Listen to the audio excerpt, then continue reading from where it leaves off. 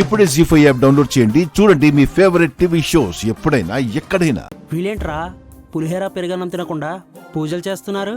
చచ్చే ముందు పుణ్యం సంపాదించుకుంటున్నారేమో. ఏ పుణ్యం కూడా వాళ్ళని కాపాడలేదు. నేను ఆడతానే, కానీ బొట్టు లేదని నన్ను ఎవరూ గుర్తించడం లేదు. నా రాజా ఉండుంటే నేను పాలు పోసి దీపం పెట్టేదాన్ని. మీలో ఎవరైనా కొబ్బరికాయ కొడతారా? నేను కొడతాను.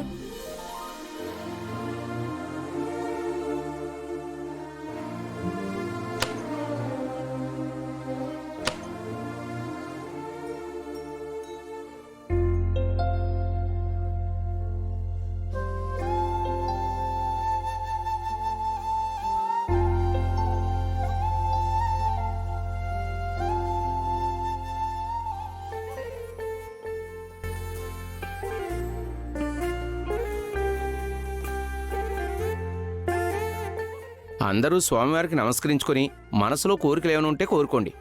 కోరుకున్నది జరుగుతుంది. మా కుటుంబం అంతా ఎప్పటికీ ఒక్కటిగా కలిసి ఉండాలి.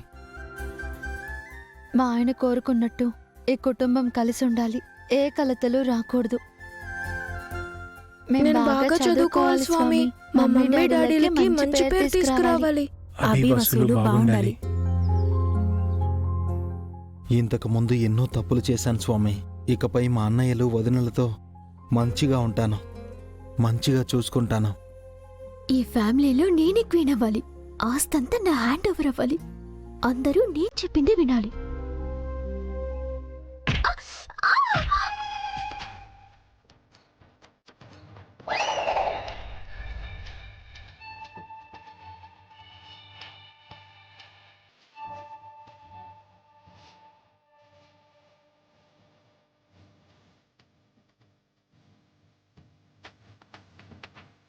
అయ్యో, ఏంటిలా జరిగింది?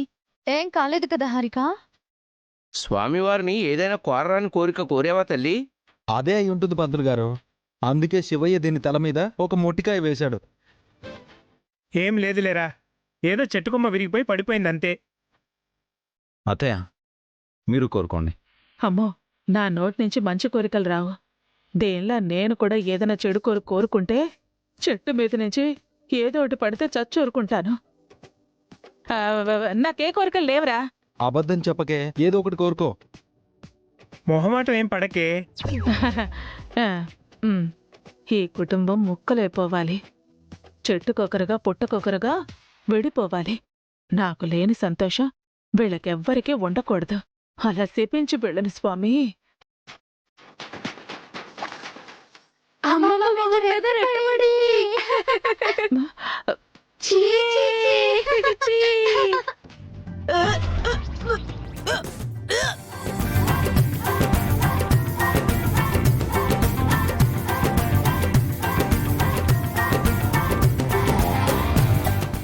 ఏం కోరిక కోరారు తల్లి?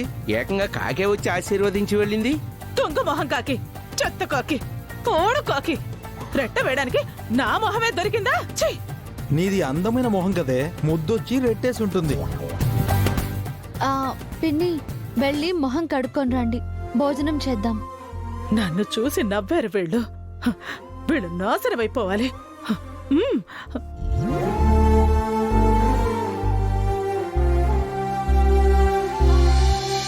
జీ5 యాప్ డౌన్లోడ్ చేసి అన్ని ఎపిసోడ్స్ పూర్తి ఉచితంగా చూడండి.